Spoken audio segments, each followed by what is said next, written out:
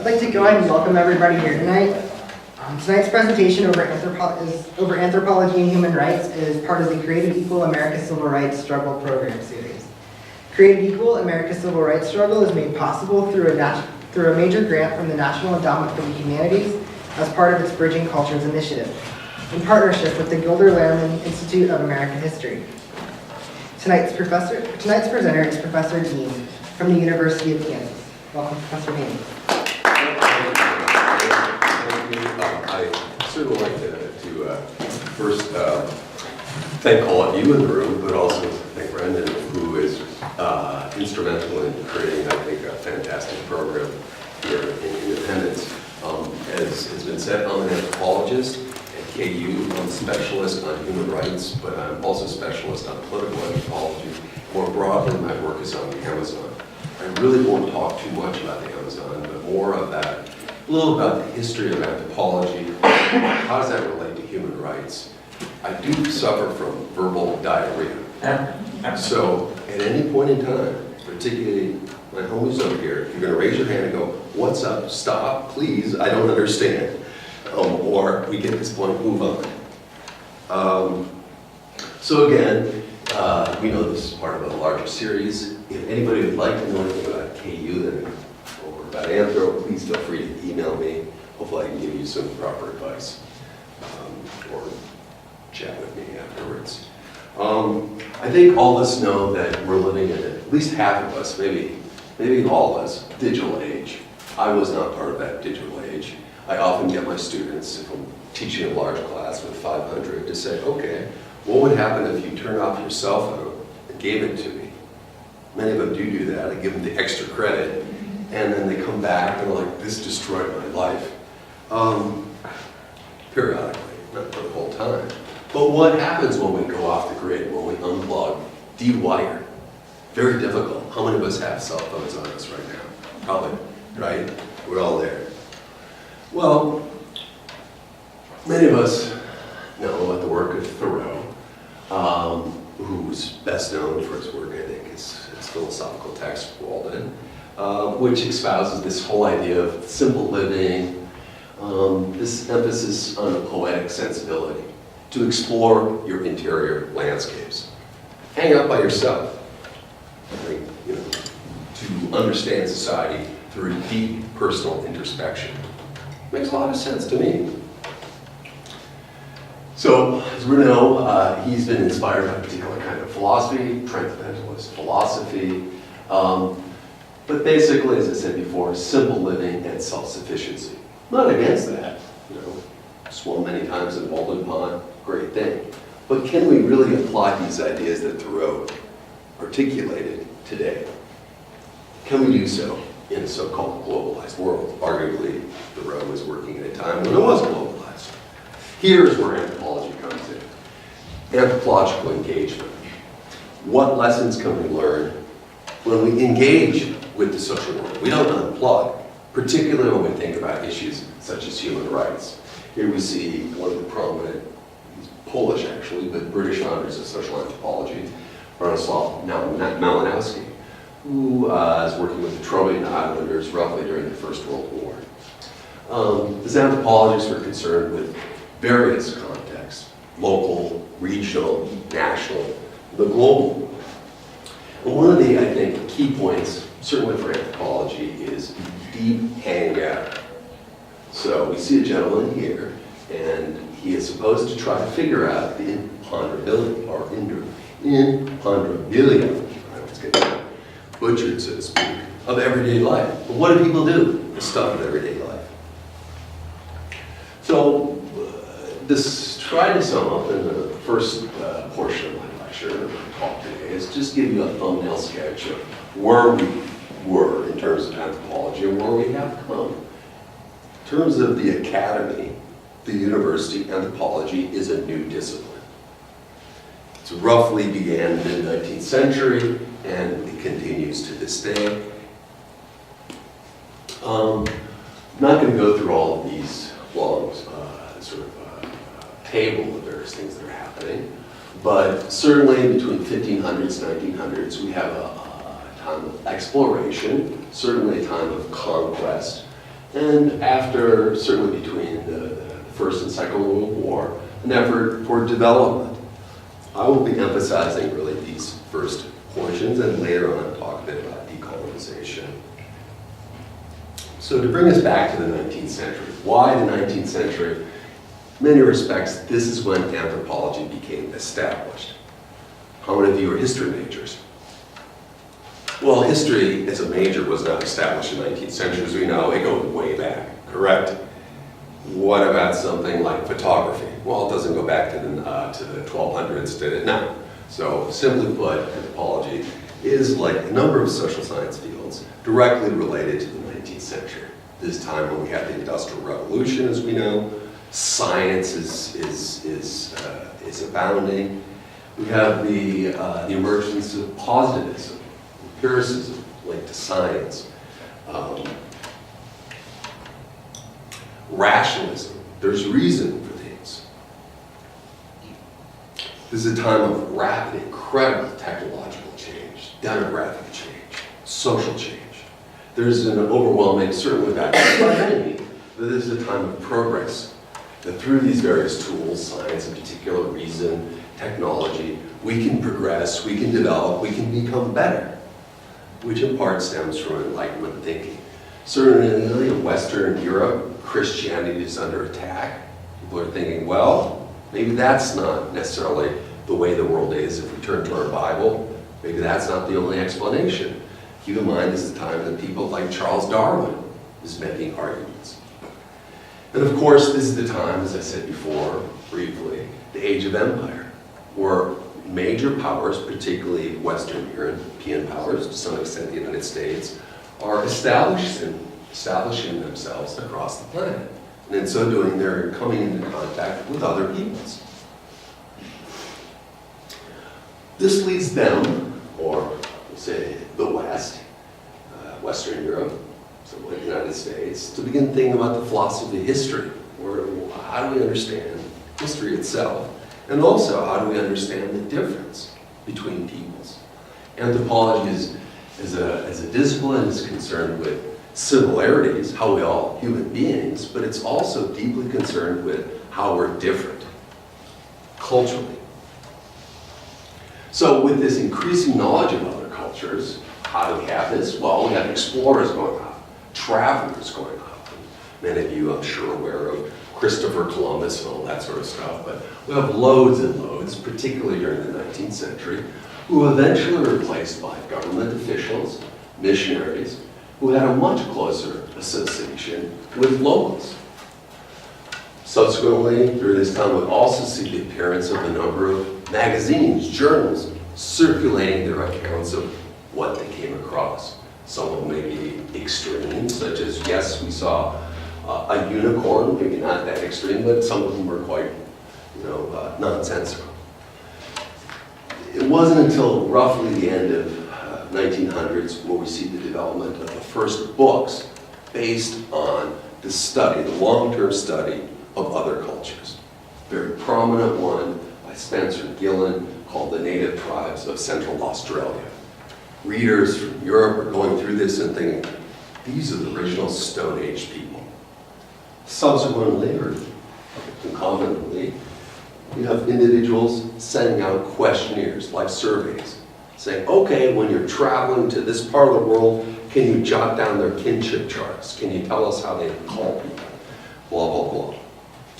All this information makes its way to what we call the armchair scholar.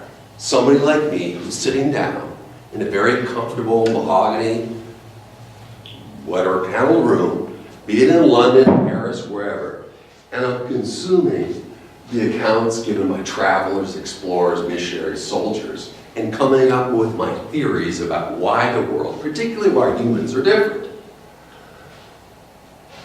Over time, these people who were providing this information were replaced by what we know, certainly in Britain, as colonial officers, or the representatives of political government.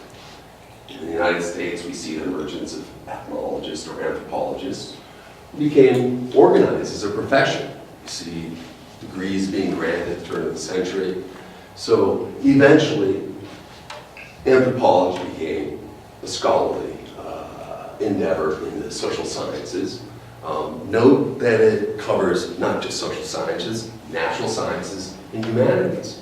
So it has a wide range, from poetry to genetics to history to bones to you name it.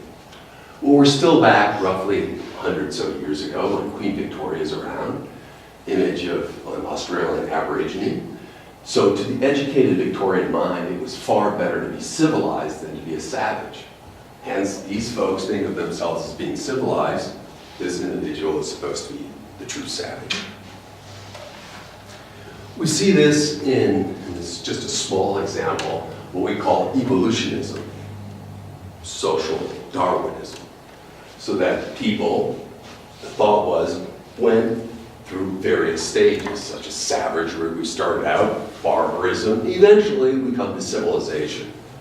These are associated with different technologies, different ways of being, different moral systems, and that's was the primary explanation, we'll say, between roughly 1860s to 1900. The first anthropologist at my alma mater at Oxford, E.B. Tyler, he wrote a very well-known book, 1871, called What Primitive Culture? And he thinks that humans go through these various stages of evolution. Savagery, he thinks, is related to animism. Everything has a spirit. Barbarism is related to polytheism. There are many spirits. Civilization is related to monotheism, Christianity, Judaism, whatever. But he links these to moral systems.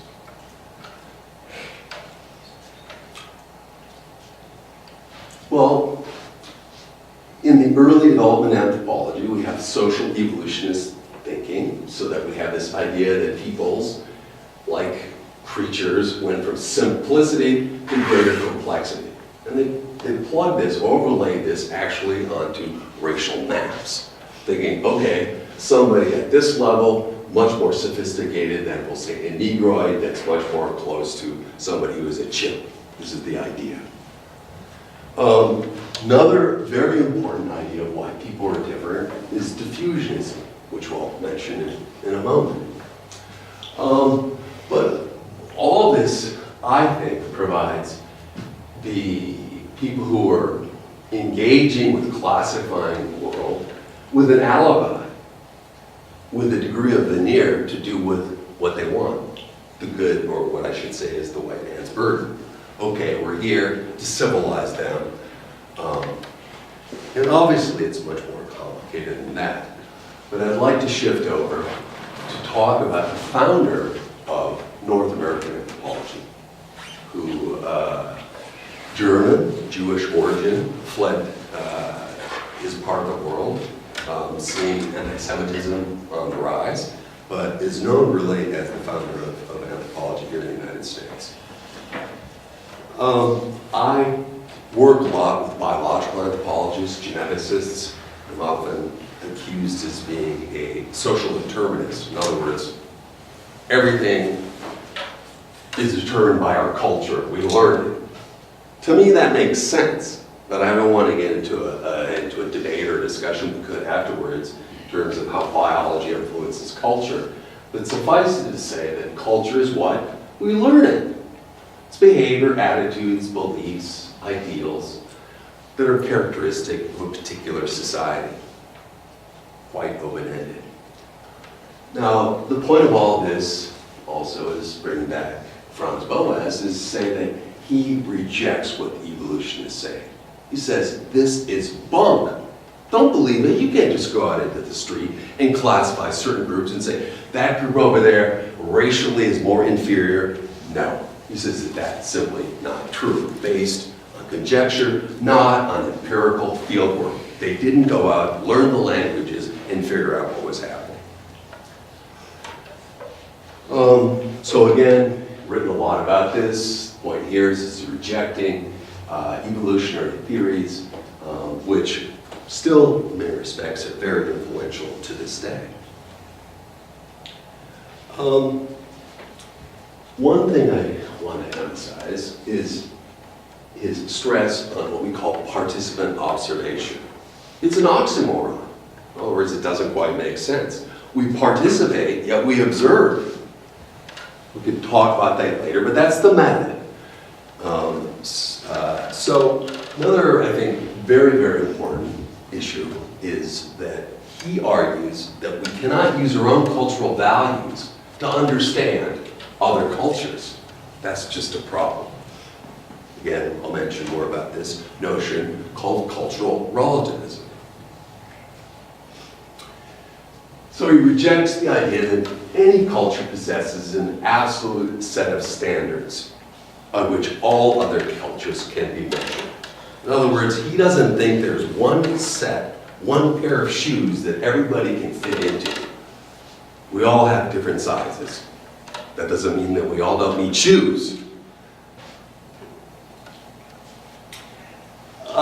He's also known for extensive work in the Northwest, Pacific Northwest, one of the first individuals at this time to say, wait a second, the folks I'm encountering are not barbarians, are not savages. They know infinitely more than we do.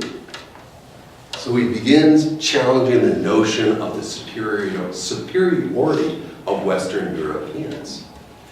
When we look at some of his students, which I'll talk about in a moment, the Boasians, represented a very diverse group of individuals.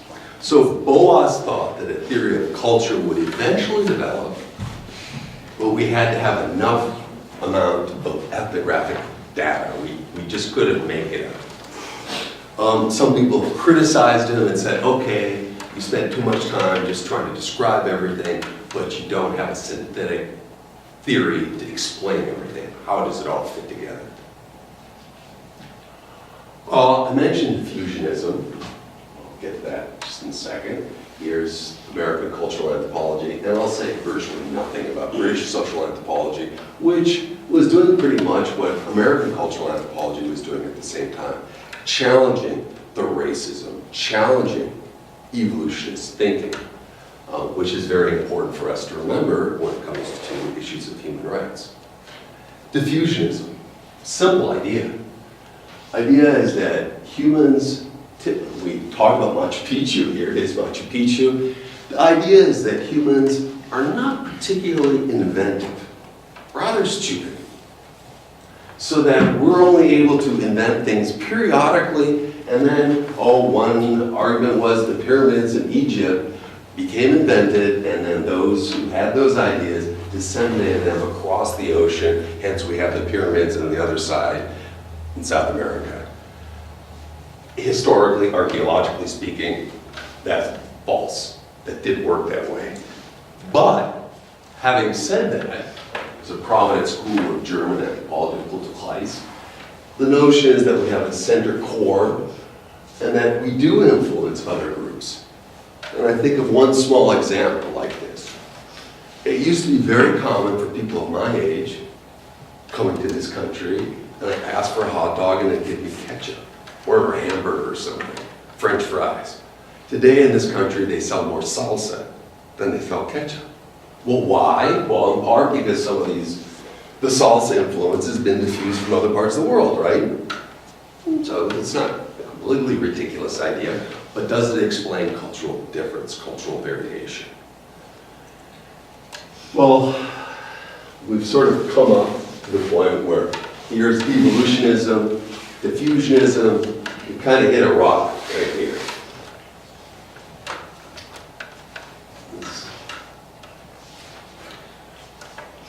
And this is where I think certainly the beginning of the, prior to the Second World War, where cultural, and I say cultural anthropology in the US sense, comes to fore. How do populations, societies, vary in their expressions culturally?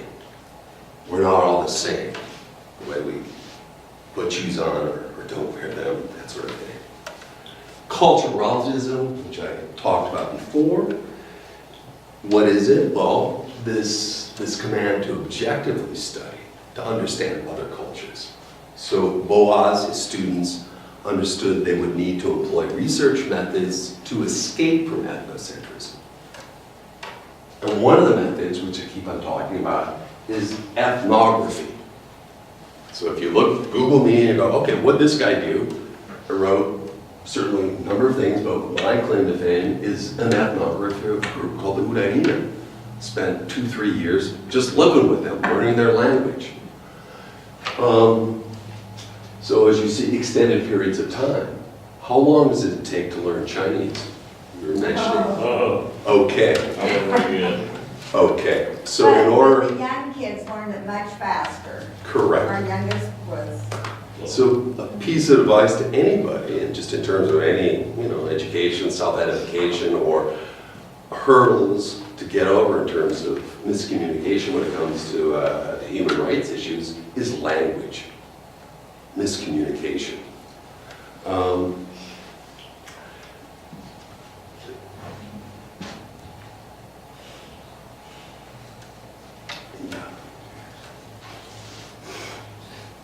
Well, I mentioned a number of this guy Boas. I used to call him Papa Boas. He really was a monumental figure in terms of the number of students that he trained.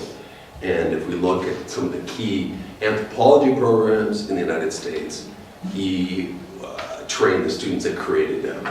Kroeber, Lowy, Benedict, Ruth Benedict, Margaret Mead.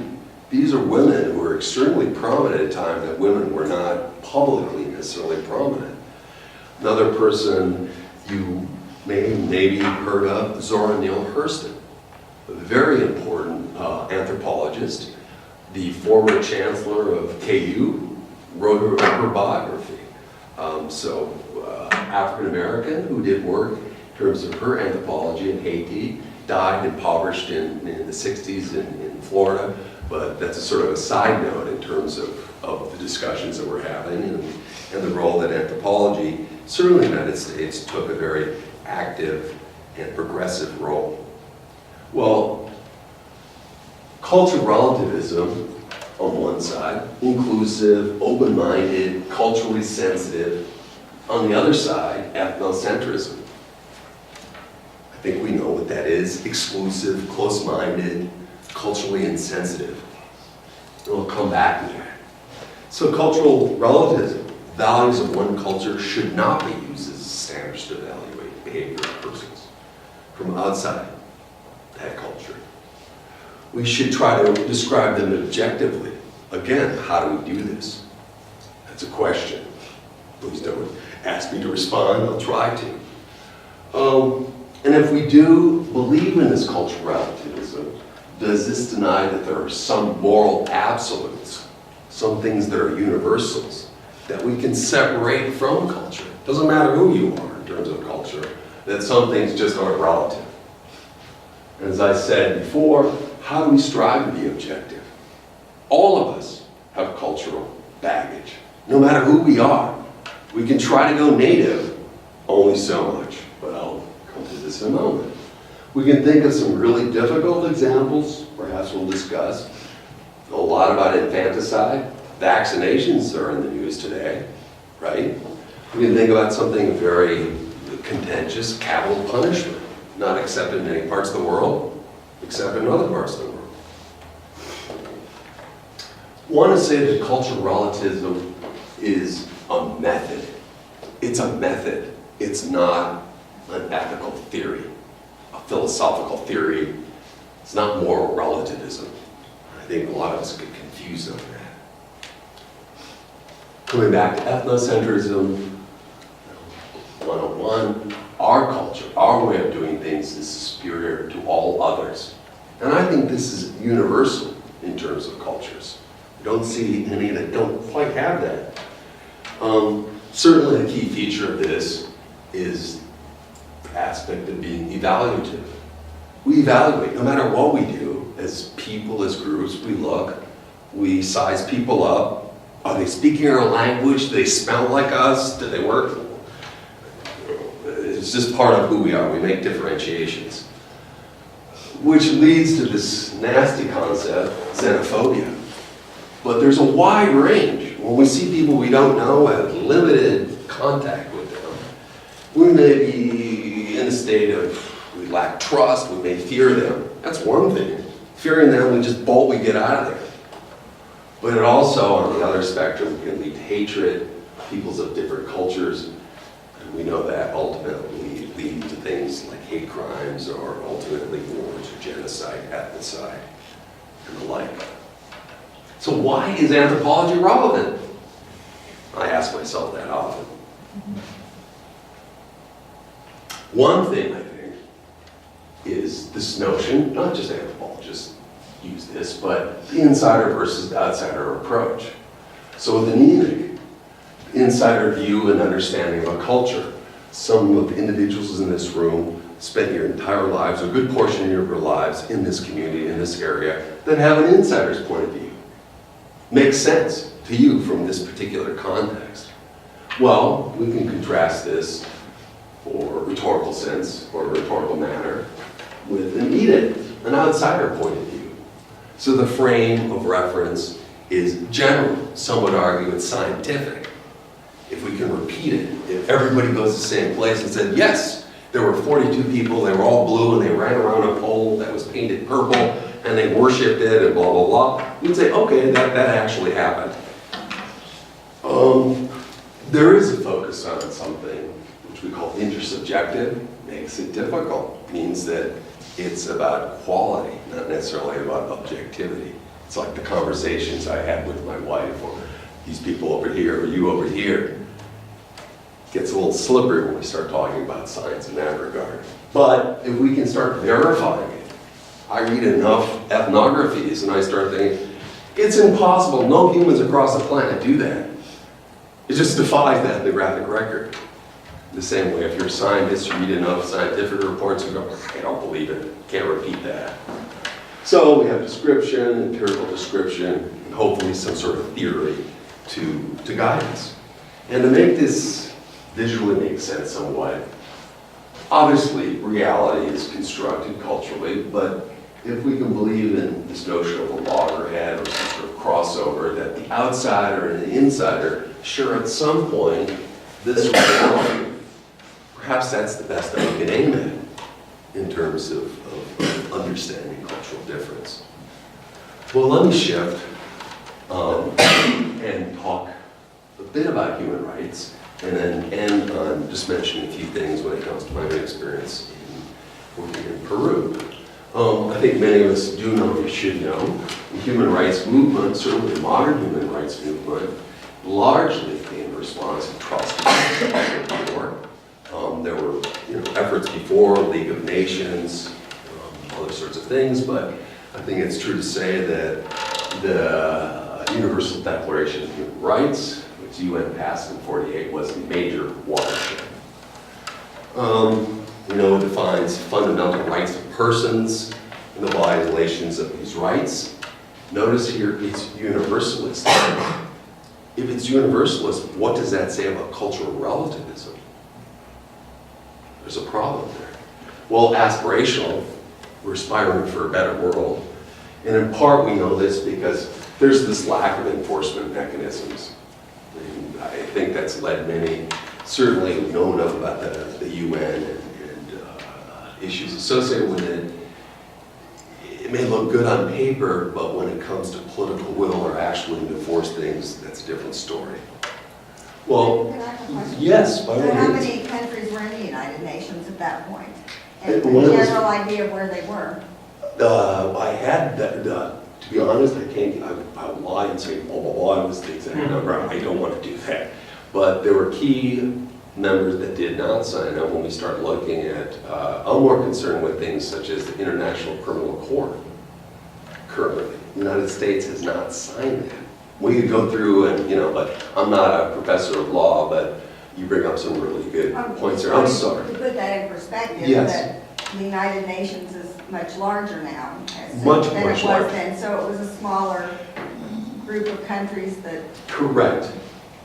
But you had, a number of were they countries. mostly European? Were Yeah, they? absolutely. We have to Okay. think of, geopolitics, the Cold War, it's the big players, people who are members of, the Security Council right now. And if I'm the president of Brazil, the head of Indonesia, I start thinking, why is it, head of Indonesia, the largest Muslim country on the planet, why can't I have a seat? Brazilians likewise. And so these make issues very, very, very, very difficult. You know, I mentioned China. Well, China has a horrific human rights record. So, but likewise, so do other members permanent members of the Security Council. This is leads to some of this what do we do aspect. But getting back briefly to the role of anthropologists in all of this. So they're, you know, World War II's around. People like Margaret Mead, who actually was sitting next, Ruth Benedict, advising whether they should drop atomic bombs on Japan or not. Now that's something, whether you agree or not, but it was a time that anthropology was relevant. In 2015, anthropology is relatively irrelevant in terms of national policy. Well, we know what happened, I think, many of us do. Millions of people were killed, not mentioning the number of Soviets, but Jews, members of the Roma communists, the disabled, Jehovah's Witnesses, gay people, Japanese, certainly horrific brutalities in terms of the occupied countries. So anthropologists trained at this time. They're like, okay, we're trained to go into communities and to accept their practices according to their own cultural logic. So if you gentlemen over there build gas ovens and you have a reason for it, then I show up, I'm like, well, why are the reasons that you're building this gas oven? You tell me this. Like, I start writing it down in my notebook, and I go back home, and people look at you and go, that's unacceptable. So many anthropologists start rejecting this and saying there are practical limitations of this stance. Anything goes is not right. So then we start having, you know, questions about what role do human rights play in the accommodation of this notion of cultural relativism. Human rights, for me, all peoples have them by virtue of just being a human. We deprive folks from this, we deprive them of their inherent dignity of being a person. Certainly, we can go across the planet and we see international definitions, national definitions, and local definitions. This is another major problem. How do we make these things all mesh together?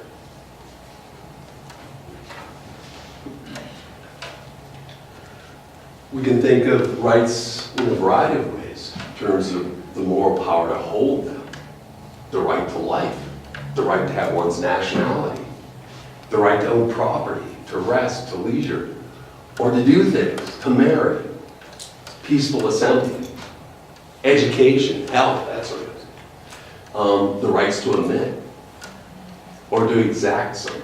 So there's various philosophical, various ways that we can construct them. And I think unfortunately, people do get fed up when you spend 2, 3, 4, 5, 6, 8 years in special commissions arguing over what is the legal definition of so-and-so. Well, this is what happens.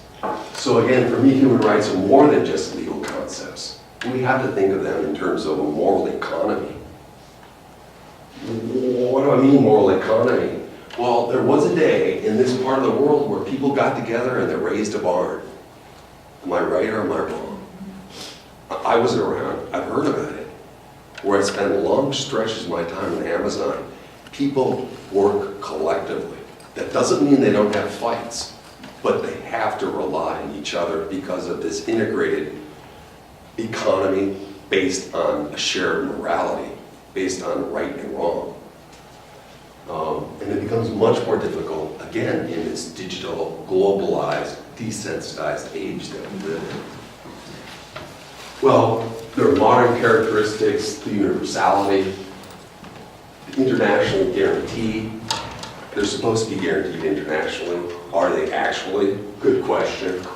Legal protection is supposed to be there. This is another, I think, important point, is that historically we've seen an emphasis on the protection of individual rights. It's only been the past, I would say, generation where we've seen the emergence of recognition of collective rights. And I speak as someone who's worked a lot with indigenous peoples. that's extremely important to say, look, we collectively have rights to this community, or to these communal lands, not just as individuals, as we would think about it across the United States. Ideally, they're inalienable obligations for state and state actors. Again, you know, the news, we know what's happening. There's all sorts of obligations, I said, human rights treaties, declarations, beautiful logos. Brendan, you were asking me earlier about my work with Amnesty International and how I felt today. I've been working with them for nearly 3 decades. It's an up and down, you know, ride. It's very difficult in the sense of the scale of the problem and the lack of resources, and also the lack of consensus.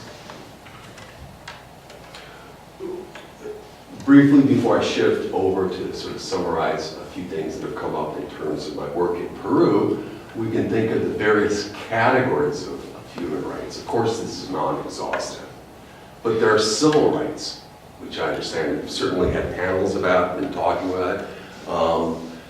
Certainly there's political rights, the freedom of speech, which is under attack, fiercely under attack, certainly. There are economic rights that are enjoyed in some parts of the world, other parts less so. Social rights. I personally feel that the right to free education should be a human right. That's my belief. That's why I teach at KU. Is it free? No. Is it public? Maybe. Healthcare, likewise, food, without. But this is another area that I think anthropologists have a lot to say about. Cultural rights. The right, freedom of religion, to speak your language. How many languages do you think are spoken today on the planet? Anybody? Just a rough idea. Pardon? Well, that's a good guess, but you gotta be a little bit more precise. I'd say 7,000 high. That sounds like a really good guess. We have roughly guesstimating maybe 5,000, 6,000, maybe as much, probably 7,500 is a little bit too high. But the point here is that every single day we're having fewer and fewer languages. What is the implications of that?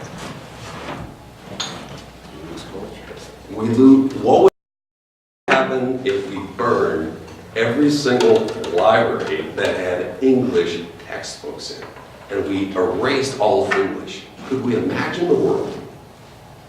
We'd be losing I happen to work with a community, or with a group of people that there are 5,000 speakers of that language. The possibility that they will make it to the next century is a question mark. I know other groups that there are that many speakers of the language, and all the speakers are over 80. Your language is dead, my friends. That's a very scary thing. Is the written language the same as another language, or is it totally different also? No, well, both, but typically we're speaking about the non-written languages often. And the linguists go in, they document it. It's not quite the same. You need to have a significant number in terms of the population for reproduction for it to be viable. When we start talking about 500 speakers, it's not viable. The largest indigenous language of the Americas is Quechua, spoken by roughly 10 million people. That's a lot when you compare it to 500. So it gives you some sort of stretch in terms of the ideas. Now, as a way of just trying to wrap things up so I can allow people to ask me a few questions, and hopefully none of these photos look gory out, and that was not my intention. My former advisor, rest his soul, they were those who founded an organization called Cultural Survival, which is an excellent NGO, indigenous rights, ethnic minority rights based in Boston, Cambridge, Mass. But I believe what he says is very much truth, or is truthful. States that make war on marginalized minorities are states in which pluralism has either failed or has not been given a chance. In other words, what happens when people are allowed to express their culture? Some people think that this leads to separation, to division. Is this true historically? This gentleman, again, my former advisor, says, no, it's the exact opposite. When we suppress people's ability to speak their language, express their religious, blah, blah, blah, this leads to conflict. I tend to believe it. Well, what happens in areas where there's endemic violence? I work in an area which is the #1 cocaine producer on the planet. It's had a civil war that's been on for 4 decades now. Local folks are denied access to basic decisions when it comes to socioeconomic or to participate in national, social, political life. They can't even protect themselves from violence. And so I also see this suppression. Central government says, look, no longer are you going to be indigenous peoples, we're going to civilize you, we're going to turn you into the European version of who we think we are. This leads to negativity and bloodshed, ultimately. So I'm arguing that we as anthropologists, or we as human beings certainly, but certainly as professional anthropologists, is that we have a moral engagement, which has to underscore ethical concerns. We have to certainly think about having methodological rigor, of course, but we need to be thinking about the well-being of those who we're doing research with. We can't just treat them as if they're butterflies and we're out there collecting bugs and putting them in little glass cages. No.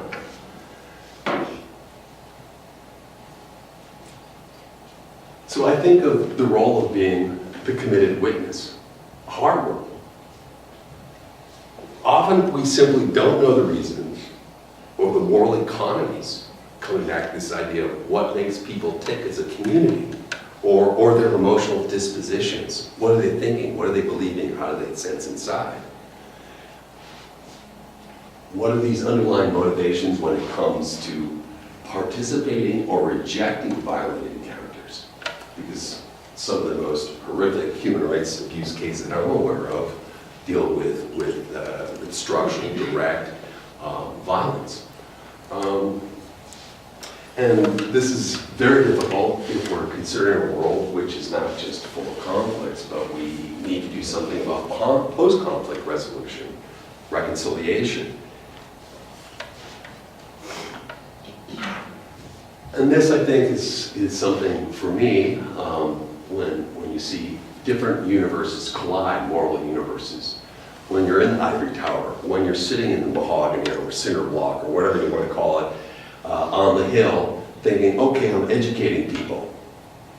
I could stay there for the rest of my life and just put out articles based on things I saw 40 years ago. A lot of people do that, coming back again to the moral engagement. One needs to get into the field, but getting into the field is difficult. By what right do I have to be representing people? By what right to even be there? These are questions certainly to be pondered. I speak of the epistemology of suspicion. In other words, I think of myself when I'm not navigator of the Titanic, but a huge iceberg came along and rammed itself, or vice versa, the Titanic into this iceberg. What we see at the very top does not mean anything of what's below. So you have this suspicion of thinking, what I see on the surface does not necessarily reflect what is really going on. All the more reason to spend time embedded, hanging out with people, listening to their stories, taking them seriously. Means there's a lot of border crossing, going back and forth between ivory towers, public libraries such as this, out into the bush, getting all those mosquitoes, and actually trying to listen to the oral histories. I know that the library here has a major program in terms of the oral history collection. Likewise, that's what I do. I sit and collect oral histories, figure out what's happening, but it's filtered through me and then through the community as well. I'm happy to say that in anthropology today, we think about the dynamic interplay between what we could call purposive action. In other words, we go out and we try to do things, but also the neutrality. When we go out and hang out with people, we're also concerned with what they offer us. There's a relationship of empathy. It's not just a vampiric or patronizing one, ideally. Again, this region that I work in, center for leftist rebels, many generations of war, and there's this huge shadow economy that's going on. Peru, largest exporter of mahogany on the planet, coca, we can go down the list. When you have a lot of resources in a place, you have marginalized people, many of them that cannot speak the language, the national language, you can imagine what does happen. So, one of the things that I've been trying to do is to think about what are some of the limits of what we call secular forms of reckoning, Western forms of reckoning. So if I come as Amnesty International, one of the things I'd like to do is do the oral histories and document and figure out, well, what happened? But keep in mind, not everybody wants to tell you that. That is not necessarily the way of achieving justice or reconciliation. So I'm one, like others, who go into these post-war conflict zones, but also, as I said before, recognize that reconciliation is by no means equivalent to local notions of justice. Not everybody wants to be in a situation of reconciliation, which makes it extremely difficult for the outsider who would like that to happen.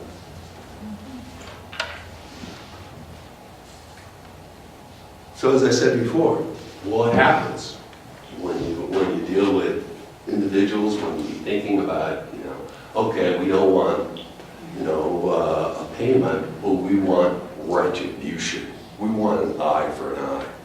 Particularly we're talking about communities that by and large are born, live, die, roughly within 20, 30, 40 miles. So they know each other. These are intimate communities. How do you repair intimate enemies? It's a difficult job.